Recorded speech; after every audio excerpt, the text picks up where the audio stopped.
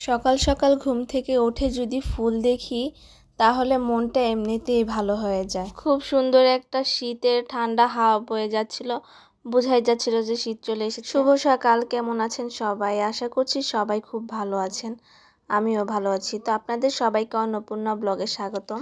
একটা black colour আর একটা নিয়েছি হোয়াইটের ভিতর, এই যে একটু অরেঞ্জ টাইপের, কিন্তু এটা তারা ভুল করেছে। আমি অর্ডার দিয়েছিলাম মাস্টার্ডের ভিতরে, হোয়াইটের ভিতরে মাস্টার্ডের ফুল, পায়জামাও মাস্টার্ড কালার, কিন্তু তারা কি করেছে, তারা মানে ভুল দিয়ে দিয়েছে।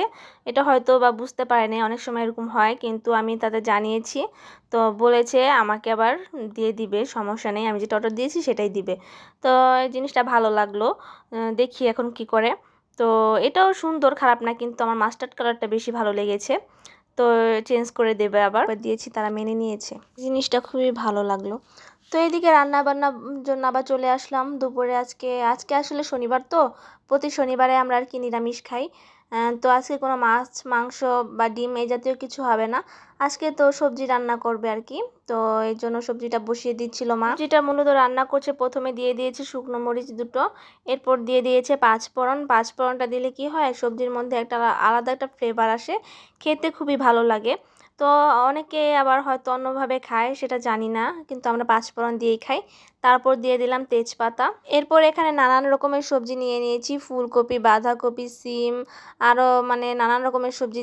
যেহেতু এখন শীতকালে একটা জিনিস অনেক ভালো, বিভিন্ন রকমের সবজি পাওয়া যায়, এক্ষেত্রে সবজিটা রান্না করলে আর কি খুবই টেস্ট হয়। অন্যান্য সময়ও ভালো হয়, কিন্তু মানে শীতকালে বিভিন্ন রকমের, মানে আমার পছন্দের অনেক রকমের আর কি সবজি পাওয়া যায়। তো এই সময় রান্না করলে আর কি খেতে বেশি ভালো লাগে। তো মানে আর সবজির কালারগুলো বিশেষ করে মানে বিভিন্ন রকম কালার হয়, তো দেখতে খুবই ভালো লাগে আমার কাছে সবজিটা। আর মার হাতের সবজি বরাবরই খুব ভালো হয়, আমি খুব পছন্দ করি। তো এই সবজিটা যেমন ভাত দিয়ে খেতে খুব ভালো লাগে, সাথে আবার রুটি দিয়ে খেতেও খুব ভালো লাগে।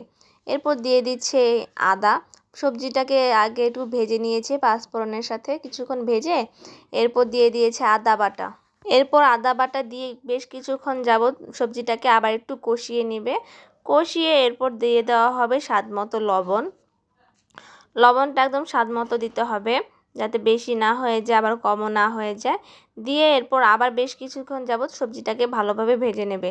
যেহেতু আমি সবজি সিদ্ধ করে নিয়ে নেই, ভেজে তারপর হলুদের গুঁড়ো, মরিচের গুঁড়ো দিয়ে সব কিছু দিয়ে, জিরা গুঁড়ো দিয়ে এরপর রান্না করে নামিয়ে নেবে। এদিকে মা রান্না করছিল, আমি আবার বারান্দায় আসলাম, দেখলাম যে বারান্দায় দুটো হাঁড়ি এনে দিয়েছিল দাদাভাই পাখিদের জন্য, তারা এখানে বাসা বেঁধেছে।